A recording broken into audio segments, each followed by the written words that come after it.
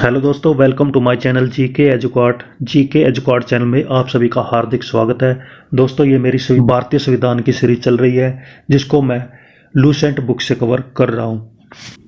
भारतीय संविधान की इस सीरीज में अभी तक हम 4 वीडियो बना चुके हैं जिनके लिंक आपको डिस्क्रिप्शन में मिल जाएंगे। अगर आपने वो वीडियो नहीं देखी है तो पहले उन वीडियो को देखे, भारतीय संविधान को बेसिक से समझे और इसका इतिहास पढ़े, तभी इस सीरीज में आगे बढ़े।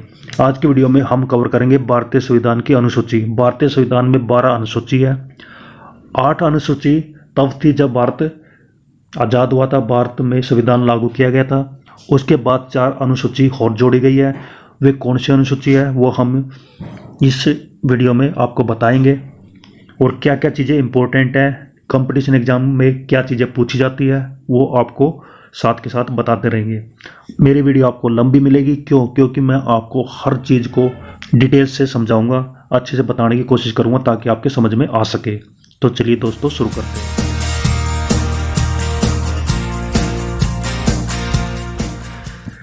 भारतीय संविधान की अनुसूची।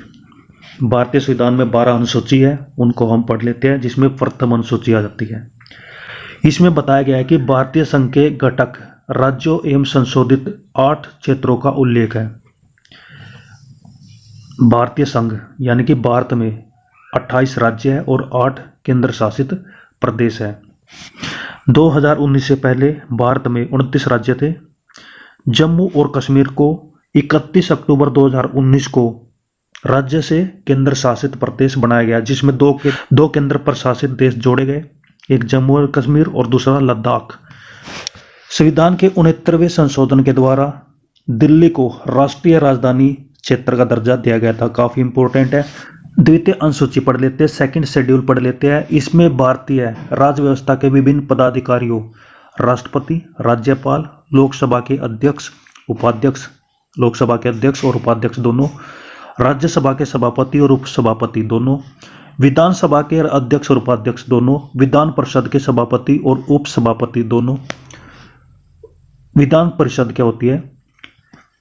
राज्य के अंदर विधानसभा होती है और विधान परिषद होती है। भारत के अंदर सिर्फ 6 राज्यों में विधान परिषद है। वो कौन से राज्य है? बिहार, महाराष्ट्र, कर्नाटका, आंध्र प्रदेश, तेलंगाना और उत्तर प्रदेश। ये 6 राज्य है जिसमें विधान परिषद है। पहले जम्मू कश्मीर में थी, लेकिन जम्मू कश्मीर को केंद्र शासित प्रदेश में तोड़ दिया गया, इसलिए अब जम्मू और कश्मीर में विधान परिषद नहीं है। आगे, उच्च न्यायालय और उच्चतम न्यायालय के न्यायाधीशों और भारत के नियंत्रक, महालेखा परीक्षक, इन सबको दिए जाने वाले वेतन, भत्ते और पेंशन आदि का उल्लेख द्वितीय अनुसूची में है।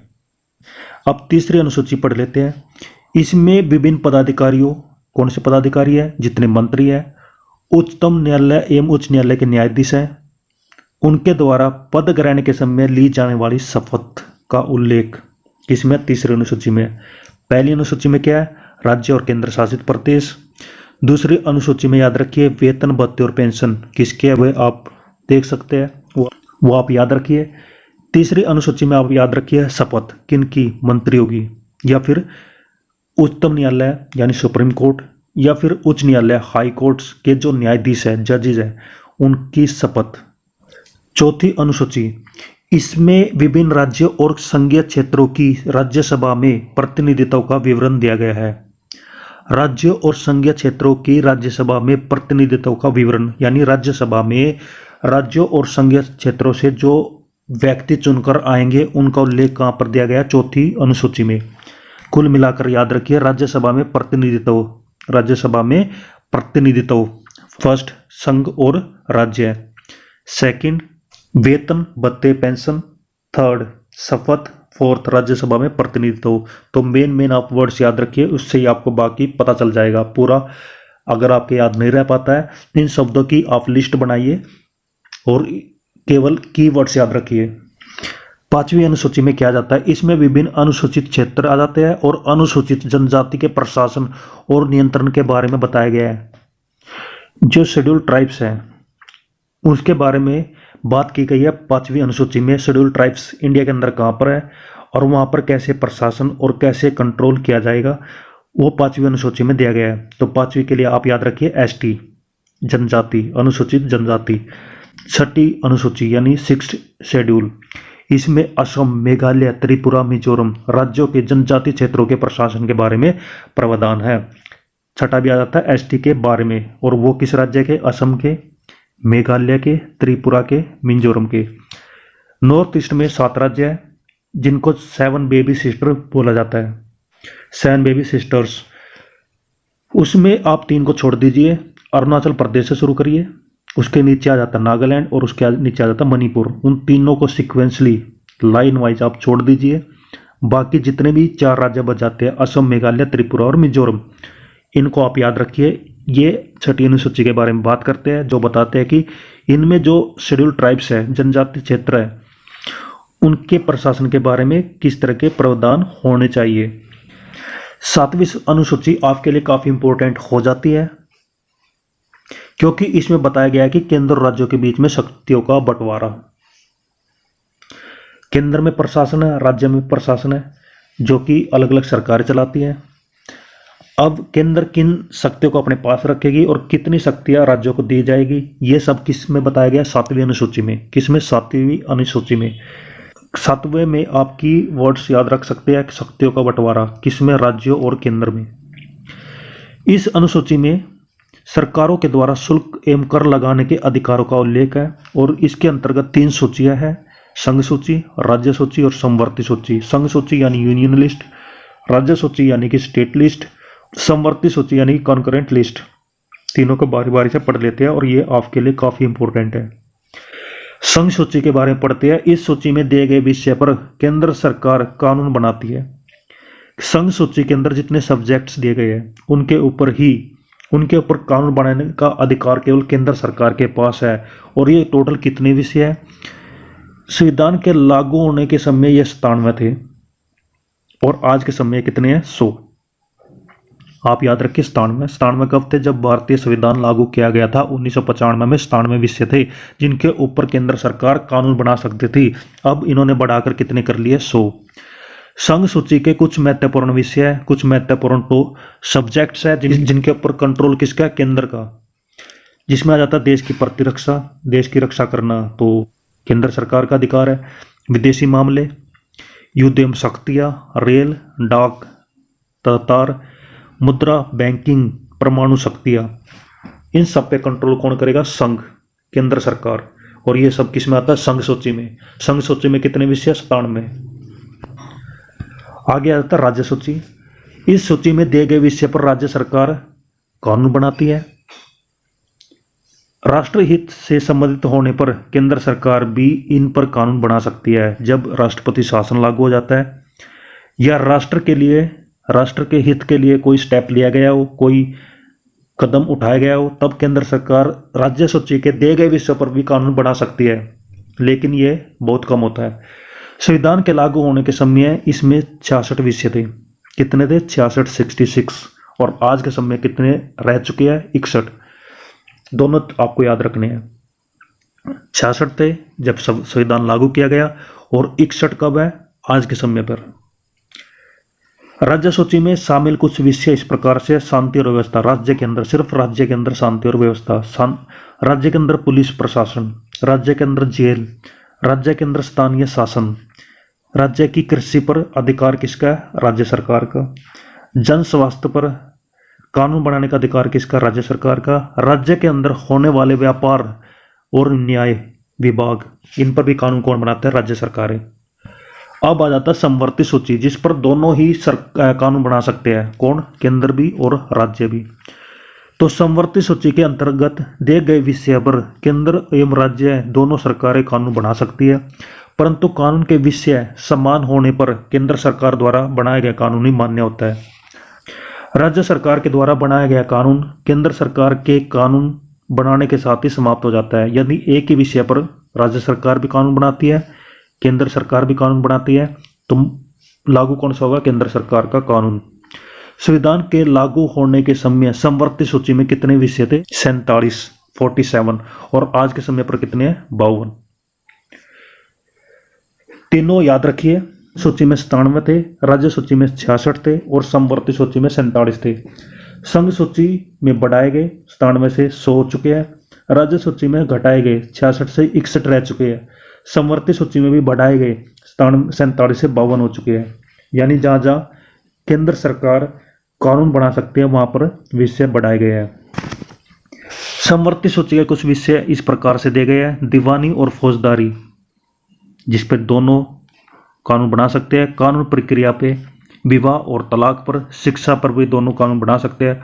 आर्थिक नियोजन पर, बिजली पर, समाचार पत्र पर, श्रमिक संघ पर और वन पर।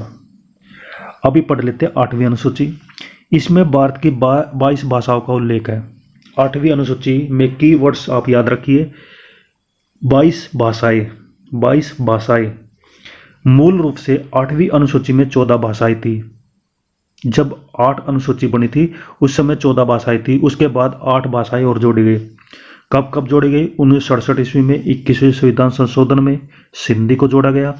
1992 ईस्वी में 71वें संविधान संशोधन में कोंकणी, मणिपुरी और नेपाली को जोड़ा गया। 2003 92वें संशोधन में मैथिली, संथाली, डोगरी, बोडो को 8वीं अनुसूची में शामिल किया गया।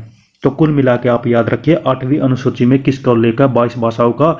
लेकिन संविधान लागू करने के समय 14 भाषाएं थी। 14 से बढ़ाकर कितनी करती गई? 22।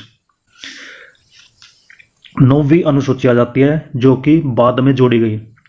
कब जोड़ी गई वो यहाँ पर देखते हैं। उससे पहले आप याद रखिए संविधान लागू होने के समय 8 अनुसूचियां थी। 8 अनुसूची में पहली अनुसूची क्या बोलती है? संघ और राज्य के क्षेत्र। दूसरी अनुसूची बोलती है जितने भी पदाधिकारी है उनके वेतन भत्ते और पेंशन। तृतीय अनुसूची में शपथ के बारे में। चौथी अनुसूची में राज्यसभा के बारे में। 5वीं अनुसूची में एसटी के बारे में है। 6ठी अनुसूची भी एसटी के बारे में लेकिन 4 राज्यों में। 7वीं अनुसूची में शक्तियों के बंटवारे के बारे में और 8वीं अनुसूची में भाषाओं के बारे में है। 9वीं अनुसूची जोड़ी गई प्रथम संविधान संशोधन के द्वारा। जो फर्स्ट अमेंडमेंट एक्ट लिखा गया था, फर्स्ट अमेंडमेंट एक्ट हुआ था, उसमें 9वीं अनुसूची को जोड़ा गया था। और ये कब जोड़ा गया था? 1951 ईस्वी में। 1950 में संविधान लागू किया गया। उसके जस्ट 1 साल बाद संविधान में संशोधन किया गया जिसको बोला जाता है प्रथम संविधान संशोधन। और उसमें जोड़ा गया 9वीं अनुसूची को। और इसमें क्या दिया गया? इसके अंतर्गत राज्य के द्वारा संपत्ति के अधिग्रहण की विधियों का उल्लेख किया गया। राज्य जो है संपत्ति का अधिग्रहण करने के ऊपर कानून बना सकती है। इसका उल्लेख 9वीं अनुसूची में जोड़ा गया। इस अनुसूची में सम्मिलित विषयों को न्यायालय में चुनौती नहीं दी जा सकती। और वर्तमान में इस अनुसूची में 284 अधिनियम है। राज्य सरकार के द्वारा संपत्ति के अधिग्रहण पर कानून बनाया जाता है। जब लैंड एक्विजिशन किया जाता है तो उस पर भी कुछ कानून बनाए जाते हैं।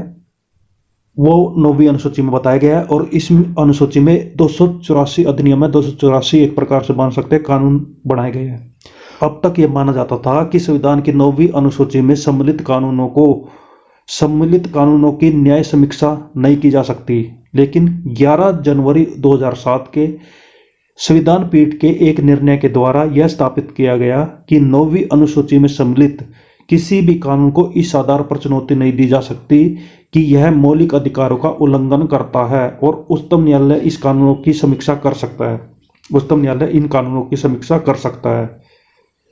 10वीं अनुसूची पढ़ लेते हैं। 10वीं अनुसूची कब जोड़ी गई? 1985 ईस्वी में। पहली 1951 में और दूसरी 1985 में। और किस संशोधन के द्वारा? 52वें संशोधन के द्वारा।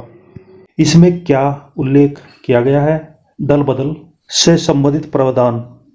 जब एक पार्टी का सांसद या विधायक दूसरी पार्टी से जुड़ जाता है, यानी सरकार गिराने के लिए वो ऐसा करता है या फिर अपने निजी स्वार्थ के लिए वो ऐसा करता है जिससे जो है सरकारें गिर जाती है, तो इस पर रोक लगाने के लिए दल बदल कानून लाया गया। वो कब लाया गया? 1985 ईस्वी में। और किस संविधान संशोधन के द्वारा? 52वें संविधान संशोधन के द्वारा। और 10वीं अनुसूची में इसको जोड़ा गया। 11वीं अनुसूची में क्या जोड़ा गया? 11वीं अनुसूची में 73वें संविधान संशोधन को जोड़ा गया जो कि 1993 ईस्वी में लागू किया गया। पहला 1951 में, दूसरा 1985 में, तीसरा 1993 में। इसमें क्या बताया गया? पंचायती राज संस्थाओं का कार्य। पंचायती राज को कब जोड़ा गया? 1993 ईस्वी में। और इसके लिए 29 विषय प्रदान किए गए। 29 विषय इसमें लागू किए गए। तो 11वीं अनुसूची में क्या जोड़ा गया? पंचायती राज। 9वीं अनुसूची में क्या जोड़ा गया? राज्यों के द्वारा संपत्ति को अधिग्रहण करने के कानून। 10वीं अनुसूची में क्या जोड़ा गया? सांसद और विधायक के द्वारा दल बदल के कानून। 11वीं अनुसूची में क्या जोड़ा गया? पंचायती राज। और 12वीं अनुसूची में क्या जोड़ते हैं? 12वीं अनुसूची में जोड़ते हैं शहरी क्षेत्रों के स्थानीय स्वशासन। जो पंचायती राज है वो गांव से रिलेटेड है और शहरों से जो रिलेटेड है वो स्थानीय स्वशासन है, जो 12वीं अनुसूची में जोड़ा गया है। ये आप इस तरह से याद रख सकते हैं।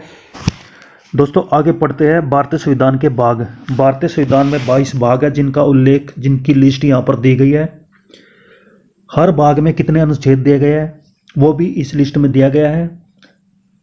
तो 22 के 22 भाग हम यहाँ पर पढ़ लेते हैं और साथ के साथ उसमें कितने अनुच्छेद है वो भी हम याद कर लेते हैं।